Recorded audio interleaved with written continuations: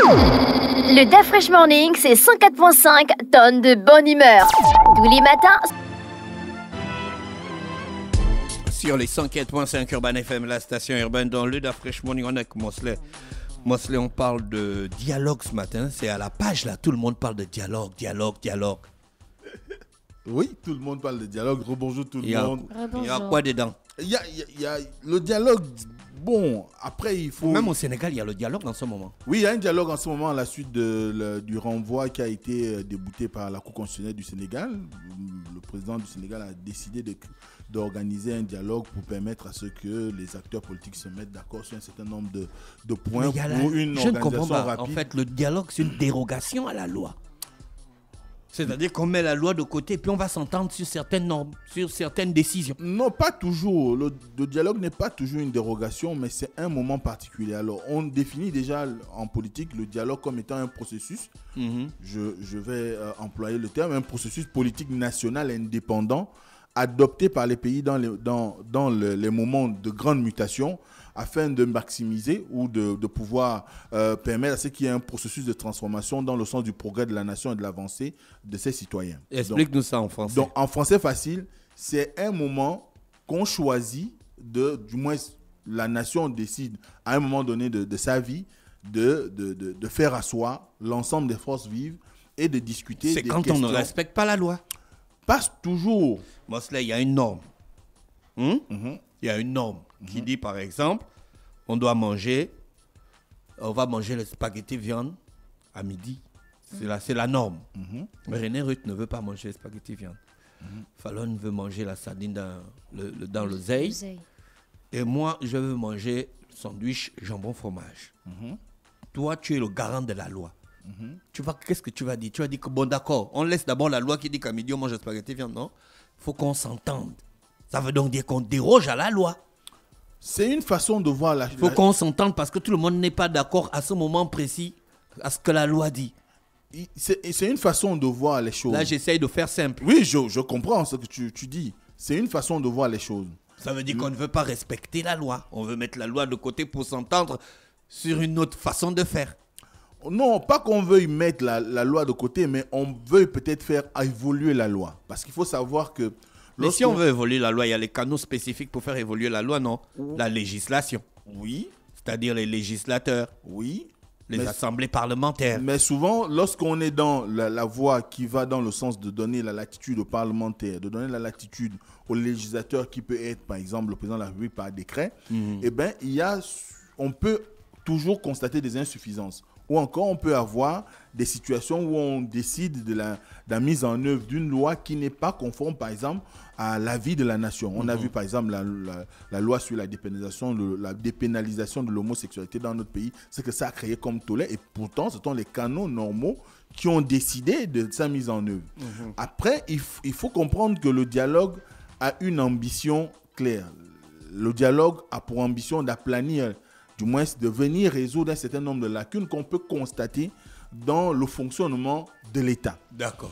Et ça part du fait qu'on a besoin de réunir autour d'une table toutes les composantes de la société, qu'il s'agisse des députés, des sénateurs, des parlementaires, le gouvernement, la société civile, l'opinion nationale, les journalistes, les artisans. Comme on est en train de voir en ce moment, on sollicite même les élèves, les peuples autochtones. Donc, toute l'opinion nationale doit se retrouver pour pouvoir discuter de comment on entend orienter de manière positive la gouvernance du pays. Est-ce que le dialogue n'est pas une défaillance à la démocratie?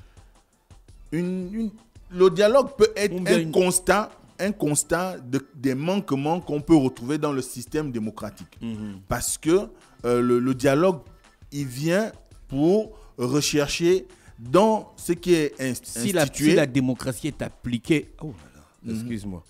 Si la démocratie est appliquée normalement, est-ce qu'on a besoin d'un dialogue? Si chacun dans une démocratie, assume exactement son travail et assume exactement ses responsabilités, est-ce qu'on peut avoir besoin d'un dialogue? Oui. Pourquoi les dialogues sont faits beaucoup plus en Afrique que pas dans les pays développés? Oui, on a toujours besoin du dialogue. Il ne faut pas croire que les pays développés ne font pas de dialogue.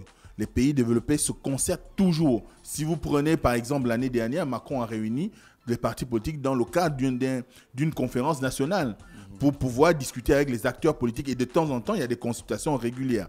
Mais ce qu'il faut savoir, c'est que chez nous, c'est souvent flagrant parce que ça intervient très souvent à des moments de grande mutation, comme je l'ai dit tout à l'heure, ou de grandes situations de contestation. Et on décide de s'arrêter un moment, souffler, et puis permettre à ceux qui aient une certaine respiration. C'est ce qui conduit au fait qu'on constate qu'en Afrique, il y a ce mouvement qui est tout en enclenché, alors qu'il devrait peut-être même être un épiphénomène dans la vie ou dans le fonctionnement normal d'un pays. Nous, le Gabon, on a déjà eu combien de dialogues? Alors, si on vit que des dialogues, en fait. Non, on ne vit pas que des dialogues. Depuis l'histoire de notre pays, on a eu combien de dialogues? On est parti du dialogue de 1990, notamment la conférence nationale. Avant 1990, on n'avait pas de dialogue. Avant 1990, je ne pense pas. Quand il y a eu Par contre, après le coup d'État de 64. Non, il n'y a pas eu. Il y a eu juste la formation d'un gouvernement. Je ne crois pas qu'il y ait eu un dialogue, mais je crois qu'il y a eu la formation d'un gouvernement d'union nationale pour permettre à ce qu'il y ait une certaine respiration. Mais le plus grand dialogue... Il n'y avait pas une entente entre les forces vives de la nation à cette époque. Certainement des rencontres, des dialogues entre acteurs politiques, mais qui n'avaient pas valeur forcément de dialogue. Parce que le dialogue ne se limite pas seulement entre acteurs politiques. Le dialogue, c'est ouvert, comme je l'ai dit, à l'opinion. C'est ouvert à toutes les forces vives de la nation, donc à tous les enfants d'un pays, pour qu'ils puissent trouver le cadre où chacun peut exprimer ses attentes, où chacun peut dire ce qu'il constate d'irrégulier dans le fonctionnement de l'État, ce qu'il trouve aberrant dans la façon de manager l'État, donc la gouvernance, et dans la manière, aussi bien sur le plan politique, économique et social, la manière dont les gens se comportent. Donc, selon ta culture, on a déjà vu combien de dialogues? Donc, on a eu la conférence nationale de 1990. En 90, ça fait un. On a eu on les compte comme des mini-dialogues, même si je disais tout à l'heure que le dialogue, ce n'est pas forcément une affaire d'acteurs politiques. On a eu les accords de Paris. Ah, voilà, je pensais que tu allais sauter. Voilà, on a eu les accords de Paris. Déjà 2 dialogues. On a eu le dialogue d'Arambo. Avec 3. Voilà. Ensuite, on a le dialogue politique d'Angondje. Et par la suite, on a eu le dernier dialogue de 2023, février 2023, au niveau de l'esplanade du ministère de la Défense. Ça fait 5 dialogues. Tout cela, c'est pour rendre notre constitution moderne et intangible. C'est ça? Pas que la constitution. C'est pour réfléchir sur comment on doit orienter notre pays vers le développement. Si notre constitution est moderne et intangible, qui prévoit donc tous les mécanismes juridiques de notre pays, que ce soit en matière sociale ou en matière politique, pourquoi on fait un dialogue? On fait un dialogue. Pourquoi les hommes politiques font un dialogue avant d'aller aux élections alors qu'on a une constitution? Alors, il faut savoir que... Ça veut donc dire qu'on veut mettre la constitution de côté pour un moment et fonctionner selon ce qu'on a décidé au dialogue. Il faut savoir que le Gabon a une situation particulière par rapport à l'organisation... 5 dialogues en moins de combien? En moins de 30 ans. Par rapport à l'organisation de ces dialogues-là, il y a une histoire particulière. C'est que à chaque fois qu'il y a eu l'organisation des dialogues, on partait d'une situation X pour aller vers une situation Y. Lorsqu'on organise la conférence nationale en 1990, nous sommes dans une situation de monolithisme politique, comme on dit, donc de parti unique. Et il y a eu des velléités à partir des années 70, donc 78 par là. On commence à avoir les premiers mouvements d'opposition qui appellent à ce qu'il y ait une ouverture démocratique au Gabon. Et on va arriver avec les pics en 1980, notamment en 82, lorsqu'il y a eu les événements de la gare routière et qui vont conduire à, on va dire, peut-être ce n'est pas le terme idéal, mais un radicalisme politique avec le RNB, le Morona originel de Simon Oyonaba, le RNB, le Rassemblement national des bûcherons de Paul Mbabé Solo et du professeur Pierre-André Kombila. Et tous ces mouvements vont accentuer la question, du moins ils vont s'appesantir sur le besoin qu'il y avait à cette époque-là d'ouvrir le Gabon vers la voie démocratique. Sauf qu'il y avait quand même de la résistance en interne, étant donné qu'Omar Bongo n'était pas favorable à l'ouverture au démocratique ou au multipartisme, mais également et surtout les acteurs de l'époque du Parti démocratique gabonais, qui beaucoup sont aujourd'hui dans l'opposition et qui sont aux côtés du CTRI, pour rappel, et qui à ce moment-là, estimaient qu'il fallait plus ou moins continuer vers la même voie et d'arriver à ce que le PDG continue à gérer le pays. Donc on va arriver à une situation quand même assez délicate où le pays était pratiquement, on va dire, à feu et à sang, parce que lorsqu'on arrive aux années 90, vous vous souviendrez qu'il y a eu un soulèvement des étudiants, il y a eu des manifestations politiques qui ont été enclenchées, et l'année 1989 a été aussi marquante, surtout avec le discours de la bolle du président Mitterrand, qui va exiger pratiquement des chefs d'État africains du précaré français d'ouvrir l'environnement politique au multipartisme, donc à la démocratie. Et sans oublier qu'on a les idées politiques qui viennent de l'Europe de l'Est, notamment de l'URSS, avec la préhistorisca, voilà. C'est pas ta langue, c'est pas grave. Ce qu'on appelle le vent de l'Est. Et cela va créer un environnement favorable à ce qu'on s'assied un moment et qu'on discute et qu'on puisse trouver des réponses aux problèmes qui minent le Gabon. Donc, dès cet instant, Omar Bongo n'avait pas un autre choix, étant donné que Mitterrand avait déjà plus ou moins donné raison aux opposants.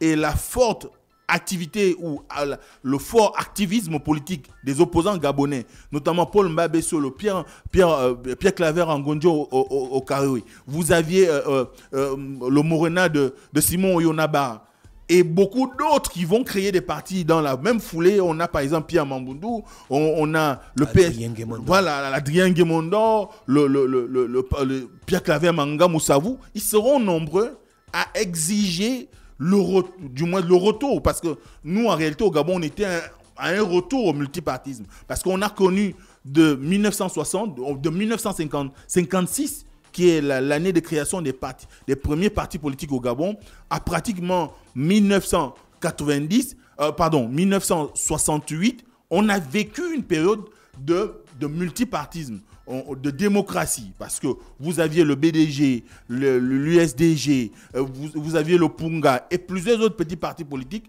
dont même des sections gabonaises du Parti communiste français.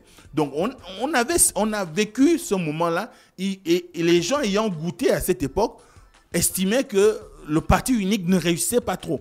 Quoi qu'il y avait quand même quelques avantages en rapport avec un certain développement économique, mais au niveau des aspirations des populations en termes de liberté d'expression, de liberté de mouvement, de liberté de déplacer, je le disais tout à l'heure, de mouvement d'association, on avait quand même des problèmes. Et à ce moment-là, le fait de comprimer les gens, les amener à ne plus être capables de dire ce qu'ils pensent, eh bien, ça finit par avoir un point d'orgue en 1990 avec l'organisation de la conférence nationale. Donc c'était le premier dialogue. Le premier dialogue. Mais on a l'impression que ces dialogues ne produisent que la création des partis politiques. Hormis ça, il n'y a pas d'autres conséquences sur la vie des citoyens directement? Bien sûr, il y a eu la création de nouvelles institutions qui n'existaient pas avant 1990, comme la Cour constitutionnelle. Ah d'accord. Elle n'existait pas. Le Sénat, qui n'existait pas.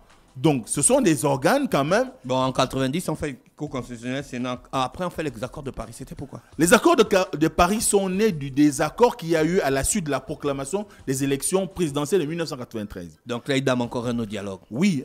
Ça n'a un rapport en 1994. Parce qu'ils font un dialogue parce qu'ils se rendent compte que 1993 n'a pas permis une alternance politique. Le combat politique qui était celui des opposants s'est retrouvé quand même un tout petit peu dévoyé. D'ailleurs, Paul Mbabesso lui-même le disait à un moment, lui, Omar Bongo, s'était entendu qu'il y ait la création d'un environnement qui préparerait les gens, non pas au multipartisme, mais à la démocratie. C'est-à-dire qu'ils auraient pu créer ce qu'ils appellent le RSDG, un parti qui rassemblerait toutes les forces vives, où chacun avait la possibilité de s'exprimer, de dire ce qu'il pensait, et qu'on sortait... Comment on va faire la démocratie sans le multipartisme? La démocratie n'est pas synonyme de multipartisme. Tu as déjà vu un pays où il y a la démocratie et puis après le multipartisme? En Chine, il y a la démocratie. Quelle Chine? Il y a quelle démocratie? Selon la vision que tu as occidentale, tu peux croire que ce n'est pas une démocratie dans la mesure où on fait des élections en son sein. Le principe premier de la démocratie, c'est l'organisation des élections. Si vous avez des élections dans votre pays, même si c'est un parti unique, mais vous êtes en démocratie, en réalité. Parce que le principe premier d'une démocratie, c'est l'organisation des élections. C'est pourquoi vous voyez chez nous, on a cette façon de gouverner nos pays en pensant que ce sont les élections qui règlent tout. Or, en réalité, on peut avoir un régime démocratique sans qu'il y ait nécessairement 1000 et 3000 partis. Les États-Unis n'ont que 2 partis. Du moins 2 partis majeurs. Les petits partis tournent autour de ces 2 partis-là. La France a choisi un modèle d'ouverture où tout le monde peut créer un parti politique. On n'est pas obligé de suivre le modèle de la France. Donc, à ce moment-là, il y a que dans la conception de Omar Bongo et Paul Mbabesoli, il va y avoir quand même une situation où beaucoup d'acteurs qui étaient dans l'opposition vont essayer de dealer avec, on va dire, le parti au pouvoir et de faire en sorte que le RSDG ne voie pas le jour. Moi, j'ai regardé dernièrement Gabon Premier où Paul Biyoremba, qui était leader d'un mouvement politique à cette époque, qu'on appelle le MCD, disait que lui, il était de ceux qui militaient pour qu'on n'arrive pas à la création du RSDG. Donc, dès cet instant, il faut voir que beaucoup voulaient aussi s'exprimer en ayant des formations politiques qui reflètent leur ambition. Donc, ils vont organiser les accords de Paris parce que les élections de 1993 étaient quand même un moment fâcheux. Mais pourquoi ils sont partis faire ça à Paris? Certainement que c'est à Paris qu'il y avait le cadre, qu'on pouvait trouver la garantie de la sécurité. Pas seulement la mise au vert, mais la sécurité. Parce qu'il faut savoir que nous sortons quand même d'un système où facilement tu encaissais du plomb. Donc, quand je dis du plomb, vous comprenez ce qu'on veut dire. Et dès cet instant, Paris pourrait être la garantie où, étant donné que Mitterrand a fortement contribué à l'ouverture démocratique ou multipartite au Gabon, eh bien, il fallait qu'il soit plus ou moins aussi un peu le garant. Comme disait André Mbobama en 2009, la France est aussi bien acteur que partie prenante de la vie politique au Gabon. 3e dialogue. Le dialogue d'Arambo, par contre... C'est le 3e, hein? Oui. Après les accords de Paris, c'est le 3e. Arambo. Le dialogue d'Arambo, lui, il avait pour ambition de pouvoir créer un environnement qui soit de nature... Le dialogue d'Arambo, on est déjà dans l'ère d'Ali Bongo. On est encore sur Omar Bongo. Si je ne me trompe pas, je crois que c'est 2005, si je ne me trompe pas.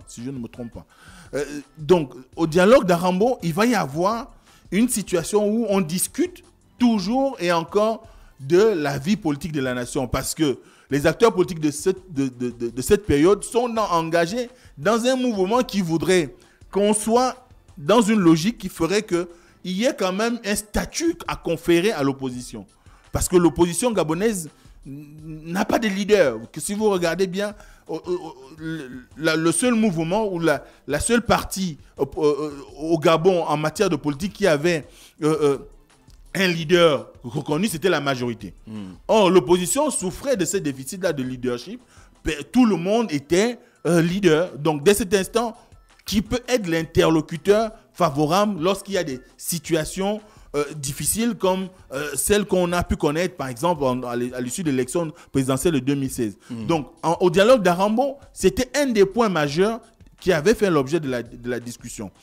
Et Pierre Mamboundou était ressorti comme un acteur de premier plan à la suite de ce dialogue.